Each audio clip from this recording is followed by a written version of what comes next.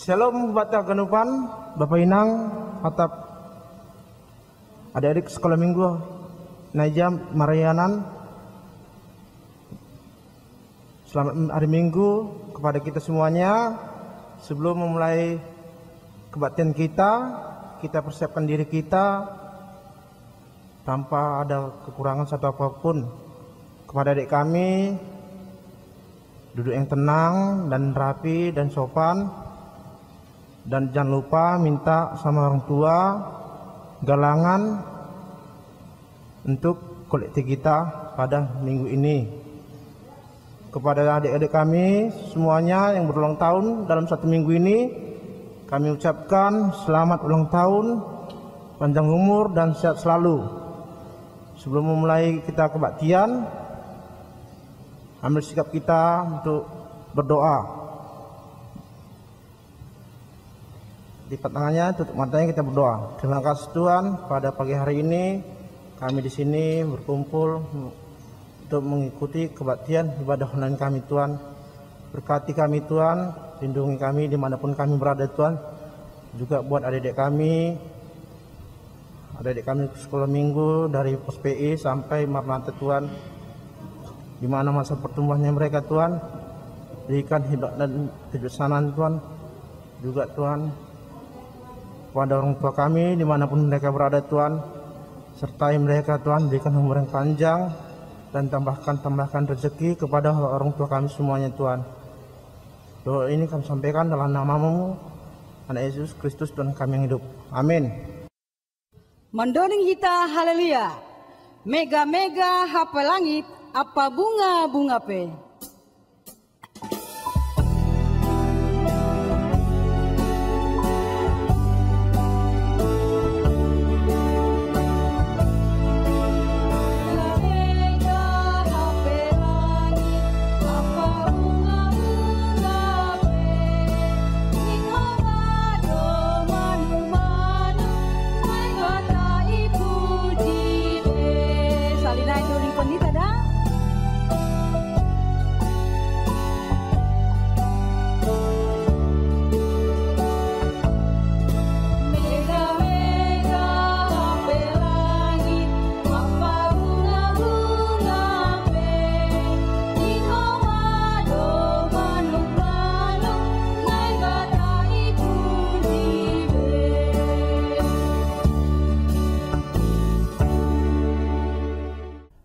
Riap mahita jongjong ibagas goran ni naibata bapa pakon Tuhan Yesus Kristus apatonduy napasing sitopa langit pakon tanohon. Amin. Say ingat hamma ale Jehova sagala der ni layakmu pakon idop ni uhurmu ay humbani nabasaya naridoin. Haleluya, martonggo mahita.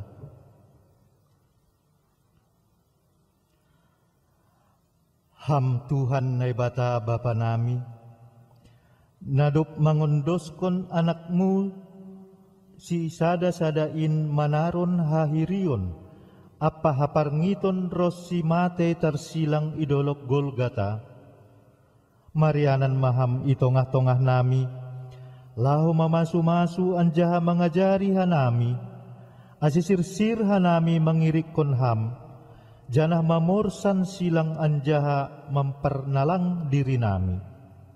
Terima kasih mahatahonon nami hubamu, halani ipasaut hamdo sura-sura ni uhurmu, bahen haluahon nami. Jalo hamma hanami merhite anakmu, Yesus Kristus Tuhan nami.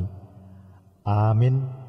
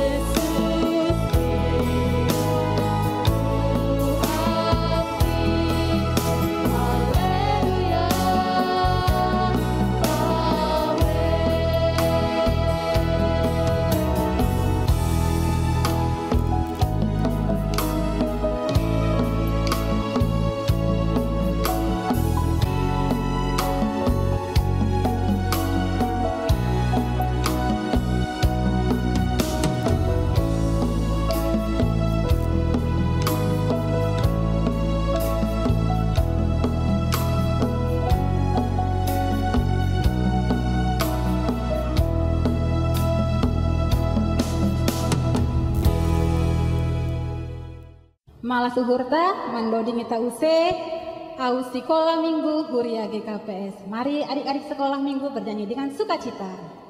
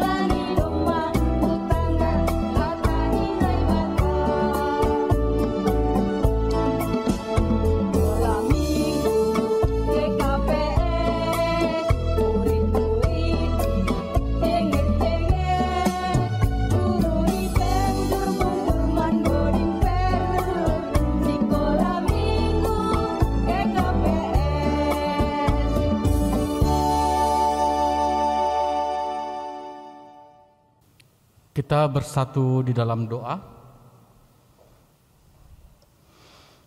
Tuhan Yesus, kami mau mengucapkan terima kasih kepadamu Tuhan, karena Engkau tetap menjaga kami dan tetap bersama dengan kami. Tuhan, pada saat ini kami sudah mempersembahkan lagu pujian kami kepadamu Tuhan, dan sebentar lagi kami mau mendengarkan firman Tuhan.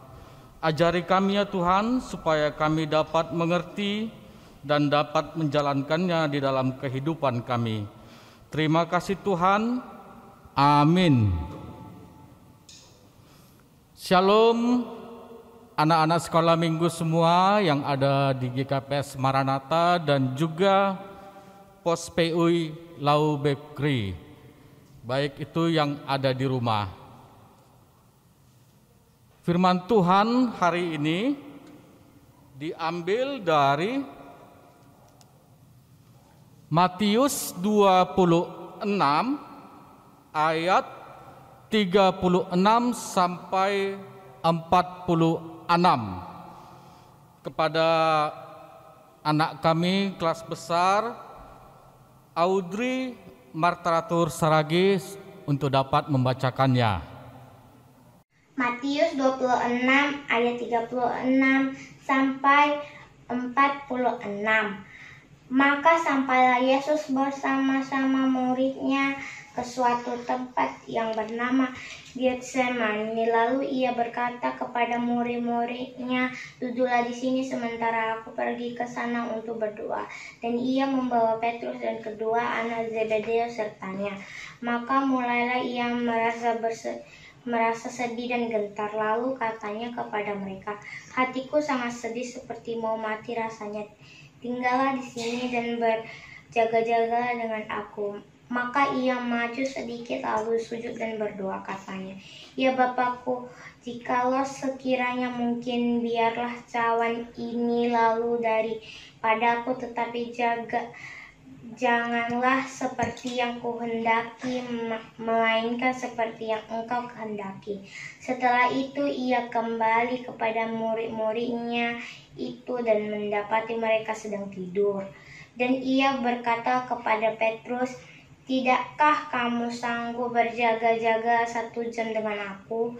Berjaga-jagalah dan berdoalah supaya kamu jangan jatuh ke dalam pencobaan. Roh memang penurut, tetapi daging lemah." Lalu ia pergi untuk kedua kalinya dan berdoa, katanya, "Ya Bapakku, jikalau cawan ini tidak mungkin lalu, kecuali apabila aku meminumnya, jadilah kehendak-Mu." Dan ketika ia kembali pula, ia mendapati mereka sedang tidur, sebab mata mereka sudah berat. Ia membiarkan mereka di situ lalu pergi dan berdoa untuk ketiga kalinya dan mengucapkan doa yang itu juga. Sesudah itu ia datang kepada murid-muridnya dan berkata kepada mereka, "Tidurlah sekarang dan istirahatlah. Lihat saatnya sudah tiba bahwa Anak Manusia diserahkan ke tangan orang-orang berdosa. Bangunlah, marilah kita pergi. Dia yang menyerahkan aku sudah dekat. Terima kasih. Ya baik, terima kasih buat anak kami, Audrey. Ya, buat anak-anak sekalian, tentu menarik sekali cerita Alkitab kita pada hari ini yang bercerita tentang Yesus berdoa. Menarik ya, karena kita tahu Tuhan Yesus adalah Tuhan, tapi dia juga berdoa. Wah, tentunya sebagai anak Tuhan kita juga harus mengikutinya. Bahkan Tuhan Yesus saja berdoa. Nah, tentunya Yesus berdoa karena dia mau berbicara kepada Bapa di surga untuk menyampaikan apa yang dialaminya dan apa yang akan dialaminya. Kita lihat dalam teks kita, cerita Tuhan, cerita Alkitab pada Matius ini diceritakan bahwa Yesus menuju ke Taman Getsemani bersama murid-muridnya. Setelah sampai di taman tersebut, dia mengajak tiga orang muridnya, yaitu Petrus dan kedua anak Zebedeus. Siapa ya kedua anak Zebedeus ini? Nah, ini jadi tugas anak kelas remaja ya, mencari tahu siapa nama kedua anak Zebedeus. Tentunya anak-anak remaja sudah bisa mencari, apalagi dia sudah ada linknya di dalam Alkitab ya, ayat-ayat yang bersamaan dengan Matius ini. Bisa dicari di Matius, di Markus, di Lukas, dan Yohanes. Oke, kita lanjut. Tentunya pertanyaannya, kenapa Yesus berdoa? Nah, di ayat kita dikatakan bahwa Yesus berdoa karena dia sangat sedih dan gentar. Kita tahu setelah Yesus berdoa, dia akan ditangkap, dia akan disiksa, dia akan mengalami penderitaan yang cukup berat, dan pada akhirnya dia akan disalib. Tentunya sebagai manusia, sebagai wujud manusia, Yesus juga merasakan sakit, juga merasakan sedih seperti kita manusia. Jadi ini yang mau dibawakan oleh Yesus kepada Bapa melalui doa. Nah, seperti itu juga kita sebagai anak Tuhan, kita juga diajarkan untuk membawakan semua permasalahan kita kepada Tuhan melalui doa. Mungkin anak-anak biasa ya, berdoa bangun tidur, terus pada saat mau makan, pada saat mau belajar, atau bikin doa malam dengan keluarga. Juga mau tidur juga bikin doa lagi. Nah, sekarang ini pertanyaan untuk anak kelas kecil, kelas balita. Tentunya anak-anak juga rajin berdoa kan? Nah, bisa enggak anak-anak menceritakan apa saja sih doanya anak-anak kepada guru-guru sekolah minggu? Kalau bisa dikirim melalui grup WA orang tua. Kita lanjut. Nah, anak-anak, kita kembali kepada cerita Alkitab kita. Seperti dikatakan tadi bahwa Yesus berdoa karena sedih dan gentar. Kenapa Yesus akan disalibkan?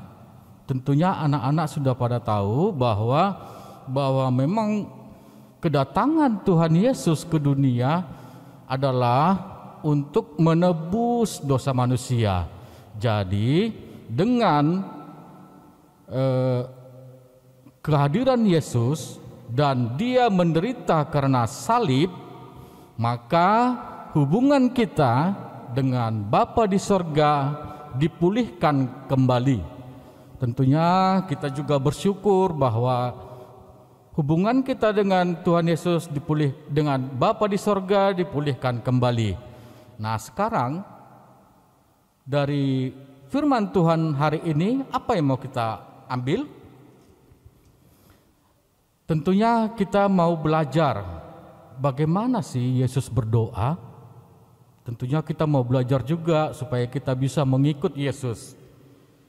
Nah, sebagai anak Tuhan kita lihat bahwa Tuhan Yesus berdoa, dia pergi ke Taman Getsemani.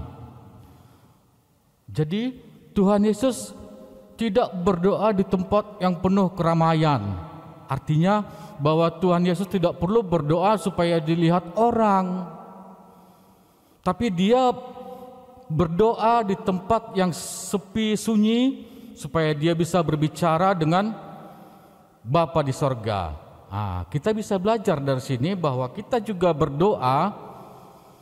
Kita bisa berdoa ambil tempat khusus seperti di kamar atau bersama-sama dengan orang tua, dengan keluarga, abang, adik, opung. Kita bisa berdoa bersama dan tidak perlu harus di tempat-tempat ramai supaya orang lihat. Tentunya tujuan kita berdoa adalah berbicara kepada Tuhan, bukan supaya dilihat orang. Kecuali kalau kita lagi di gereja, kita disuruh mimpin doa, ya boleh gitu, supaya kita menjadi pemimpin dalam doa itu gitu. Nah, dari sini kita belajar bahwa kita menyediakan waktu khusus untuk berdoa bersama Tuhan. Juga kita bersama keluarga boleh berdoa bersama seperti doa malam atau doa pagi gitu ya. Tapi bukan berarti kalau sudah doa malam gak perlu lagi doa pribadi. Tentu saja boleh. Bukan berarti kalau kita sudah doa bersama keluarga gak usah lagi lah gitu kan. Justru lebih bagus kalau anak-anak mau berdoa secara khusus. Bapa senang dan sayang kepada anak-anak, kepada setiap orang yang datang kepadanya. Karena itu Bapa kita adalah Bapa yang penuh kasih dan penuh sayang. Nah, itu yang pertama. Nah, yang kedua, dikatakan bahwa Yesus berdoa itu sujud menyembah. Yang artinya bahwa Yesus dalam berdoa menunjukkan kerendahan hati. Nah, kita bisa belajar dari sini bahwa berdoa itu biarlah dengan kerendahan hati. Jangan dalam keadaan marah-marah, seperti kalau disuruh papa mamanya membuat doa langsung marah, langsung merengek. Aku terus gitu. Tentu itu tidak baik ya. Karena tujuan berdoa adalah berbicara dengan Tuhan. Kita mau menyampaikan semua apa yang ada di dalam hati kita, apa yang mau kita inginkan, yang akan kita sampaikan kepada Tuhan. Nah, berikutnya yang kita lihat dari doa Yesus ketika Yesus berdoa adalah isinya. Isinya seperti dikatakan dalam firman kita dalam ayat yang ke-39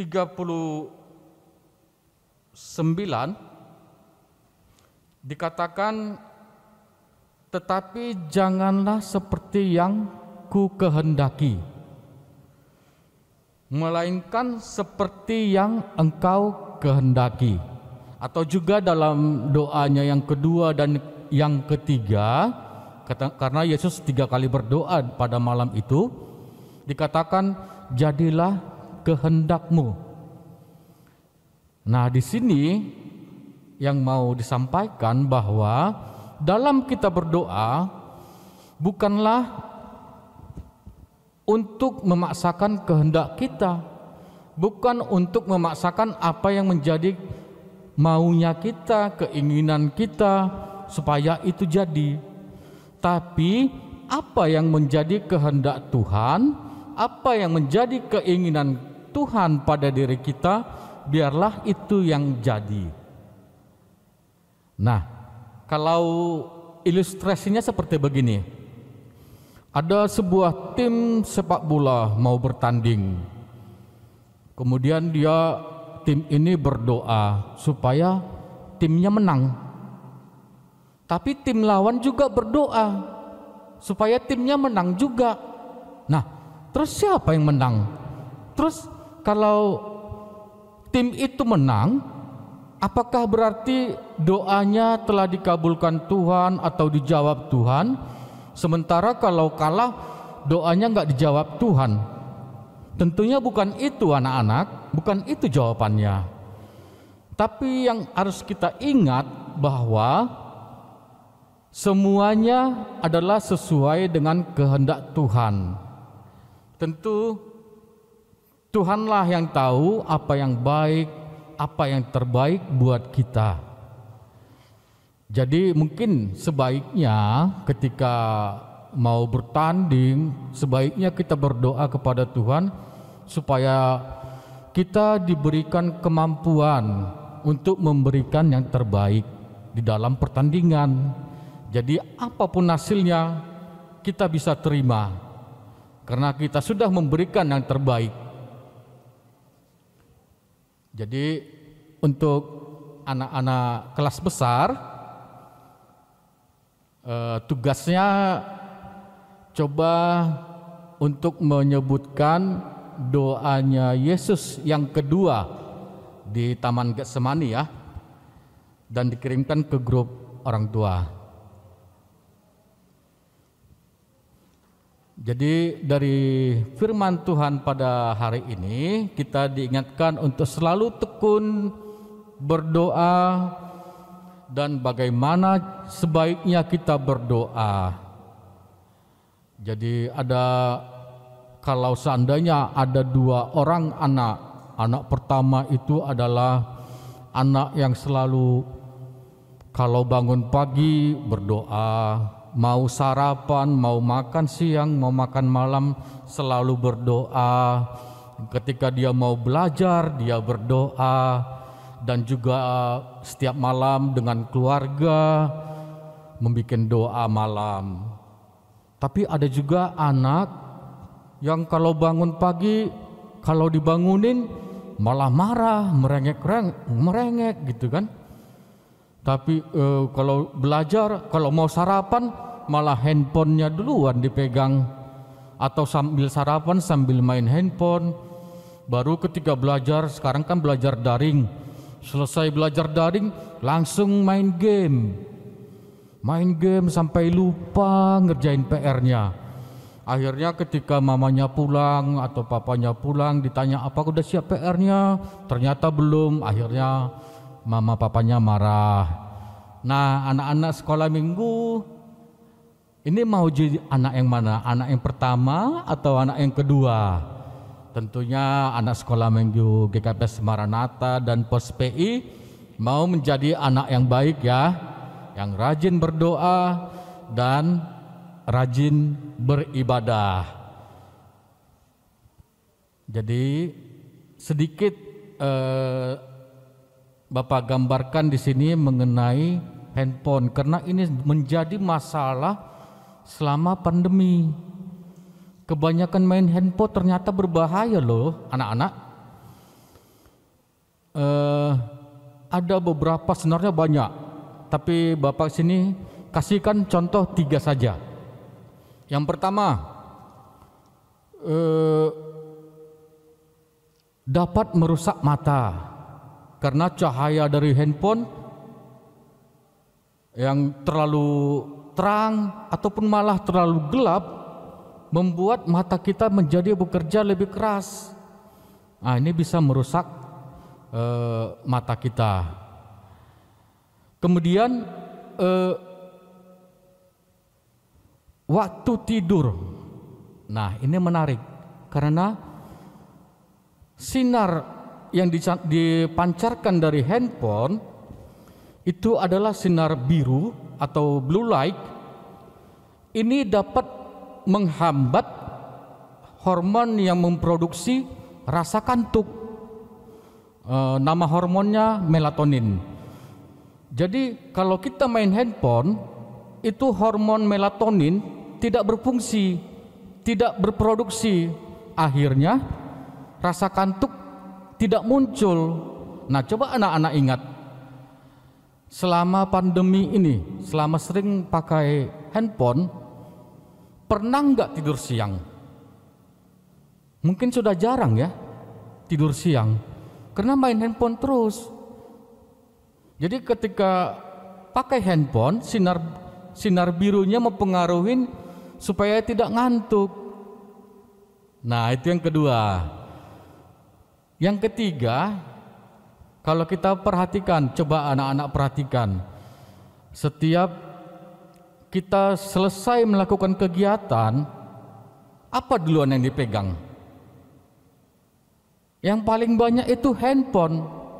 Habis dari kamar mandi langsung handphone, habis makan langsung pegang handphone, habis pegang kunci, pegang gagang pintu rumah, pintu kamar mandi, baru pintu mobil atau kereta, mobil apa Honda, atau juga dari pintu mall, yang dipegang selalu handphone. Jadi walaupun kelihatan bersih, handphone kita kelihatan bersih, tapi sangat banyak yang bersentuhan ke situ. Apakah itu bakteri, apakah itu virus. Jadi sangat berpengaruh kepada kesehatan kita. Jadi anak-anak diminta supaya bijaksana memakai handphone. Bisa mengatur waktunya. Nah, itu untuk mengingatkan anak-anak ya, karena memang pada saat ini kebanyakan kita adalah menggunakan handphone karena sekarang belajar daring.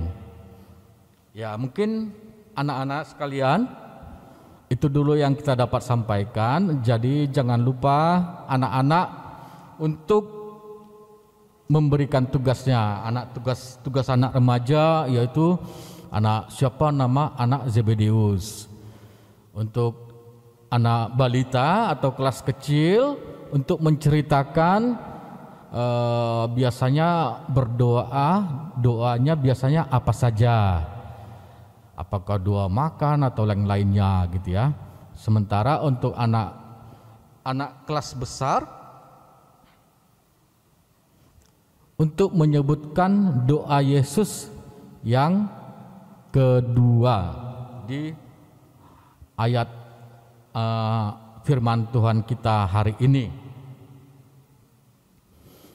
Jadi baiklah anak-anak, melalui firman Tuhan kita pada hari ini kita diingatkan untuk selalu berdoa dan untuk tetap rajin beribadah kepada Tuhan. Amin. Terima kasih Tuhan atas firman-Mu kepada kami pada hari ini. Biarlah Tuhan selalu mengingatkan kami.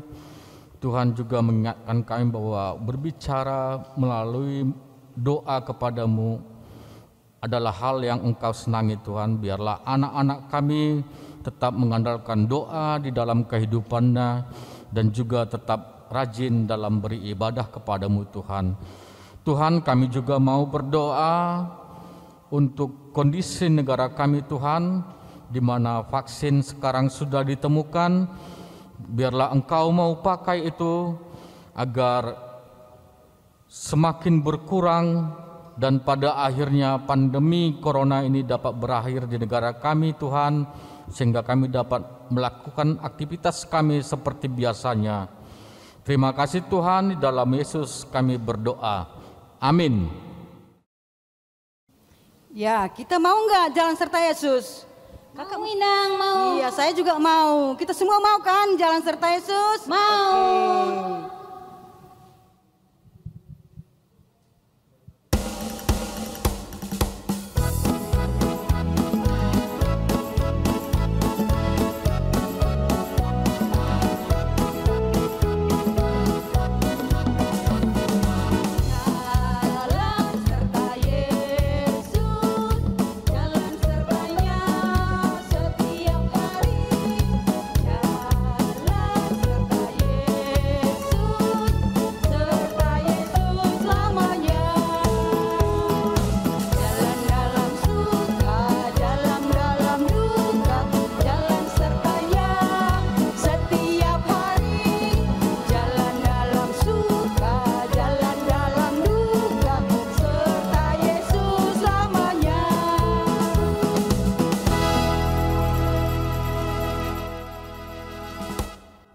Oke adik-adik, sonari das mahita humbani ayat hafalanta. Ayat hafalanta bani mingguon, humbani adik-adik kelas remaja, pakon adik-adik kelas besar, aima ibuat humbani, sada Petrus bindu 5, ayat pitu. Aima, ompas konasiam mahaganup nahinolsoh konasiam hubani, ai isarihon donasiam. Sahalinari iulaki hanami, sada Petrus bindu 5, ayat pitu. Aima, ompas konasiam mahaganup hinolsoh konasiam hubani, ai isarihon donasiam. Humbani adik-adik kelas kecil, ayat hafalanta Aima, Yesus Martonggo. Untuk adik-adik kelas kecil, ayat hafalanta Aima, Yesus Martonggo.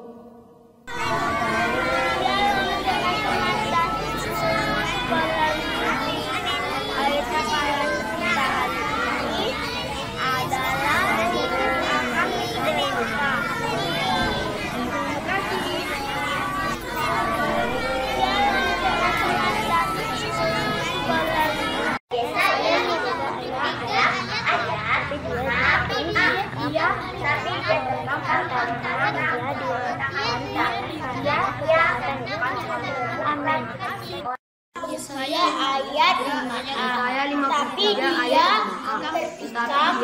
tertikam oleh karena pemberontakan kita, dia diremukkan oleh karena kejahatan kita. Yesaya 53 ayat 5a. Tetapi dia tertikam oleh karena pemberontakan kita, dia diremukkan oleh karena kejahatan kita. Amin. Ayo adik-adik sekolah minggu, siapa yang mau disayang? Saya Kak. Inang mau disayang? Mau lah. Disayang siapa Inang? Tuhan Yesus. Iya, disayang Tuhan Yesus. Disayang mama papa, Kakak, abang, opung juga. Namboru, Makela. Disayang semua. Wah. Baiklah adik-adik sekolah minggu, kita angkat pujian kita. Sayang-sayang disayang.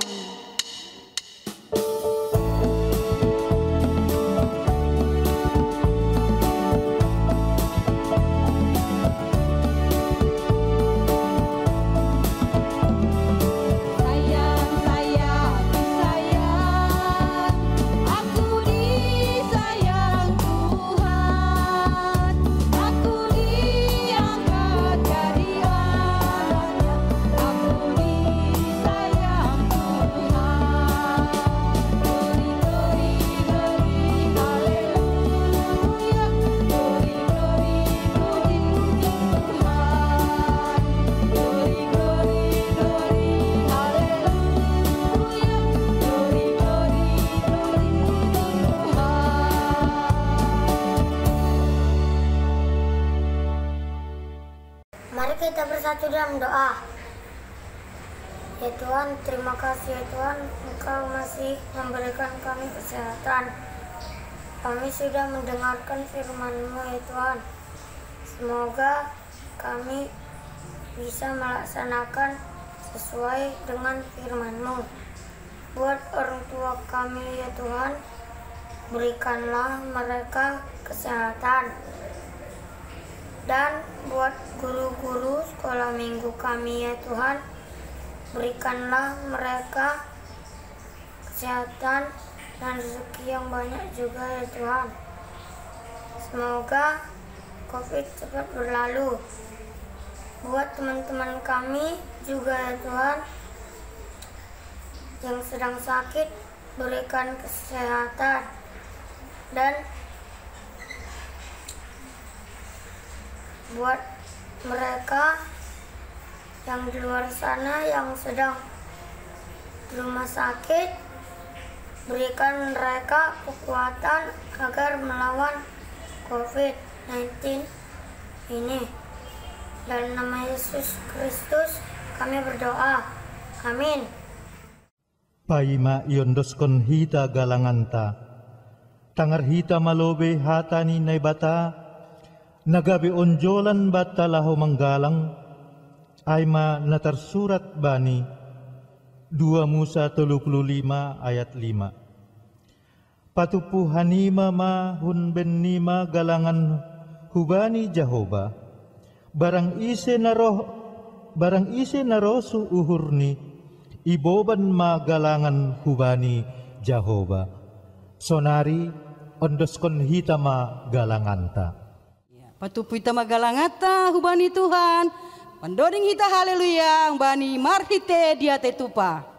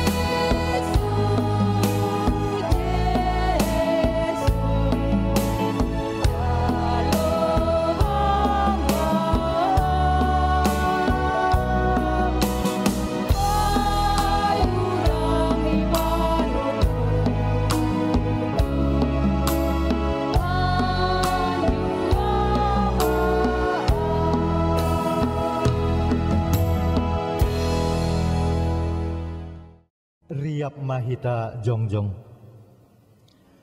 Martonggo mahita mangondoskon galanganta hubani naibata.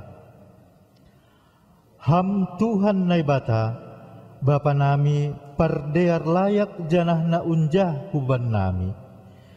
Terima kasih mahata hononon nami hubamu. Halanitong tongdo ipasu-pasu ham goluh nami.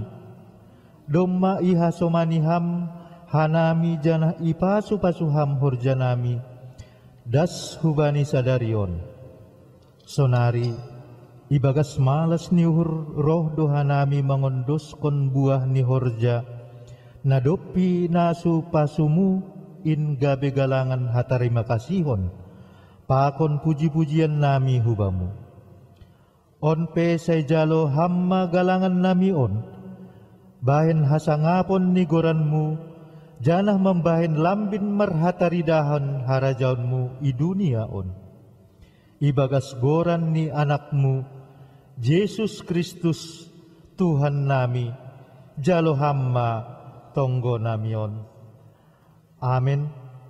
Hamba pa nami na inaguri atas, say nampapasing magoranmu, say roh maharajaunmu, sa saut maharoso niurmu inaguri tongahon songon na inaguri atas. Bereham maban nami sa darion haguluhan ari-ari. Sasap hamma dosa nami songon panasap nami. Bani dosa ni hasoman na mardosa dopak hanami. Ulang hanami bubay ham huparlajoan. Paluaham mahanami humbani pangago. Ay hamdo si madaharajaon. Pakon hagogohon. Apa hasangapon na sa dokah ni. Amen. Jalo hitama pasu-pasu humbani Tuhan na ibatata. Ipasu-pasu anjaha iparorot Tuhan na ibatama hita. Isondang kon Tuhan na ibatama bohini hubata. Janah maidop mauhurni mangidah hita. Idopakon Tuhan na ibatama bohini hubata, janah ipasorap ma damay ni bani tonduy tabe. Amen.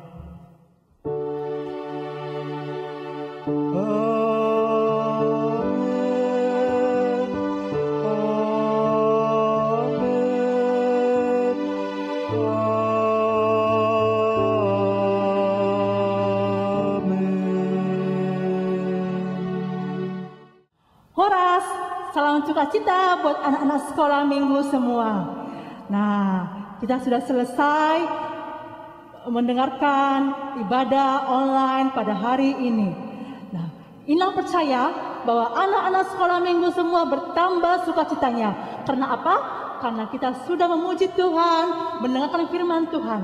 Dan pada hari ini Inang juga mau mengingatkan anak-anak sekolah minggu untuk mengirimkan ayat hafalannya ke grup orang tua anak sekolah minggu GKPS Maranatha.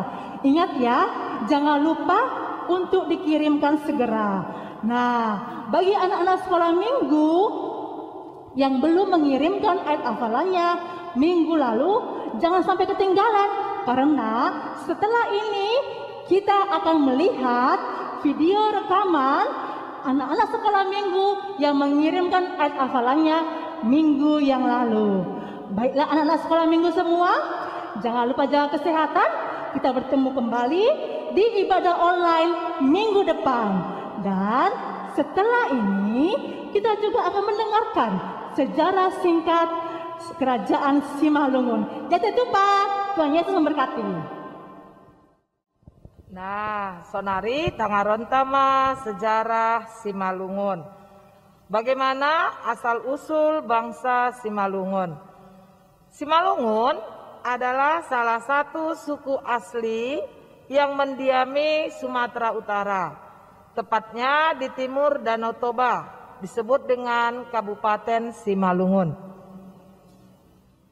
Orang Karo menyebut mereka dengan sebutan Timur karena letak mereka yang di sebelah timur tanah Karo. Di dalam cakap bahasa Karo, Simalungun sendiri bermakna si sepi, si sunyi, yang dimana terdiri dari dua suku kata, yakni si yang dan melungun, sepi, sunyi. Jadi Simalungun mengandung artian wilayah daerah yang sepi. Hal ini dikarenakan dulunya daerah Simalungun ini masyarakatnya hidup berjauhan atau tidak berkumpul. Secara ringkas, sejarah asal-usul suku bangsa Simalungun ini dapat dibagi menjadi dua gelombang, yakni gelombang pertama Simalungun Proto.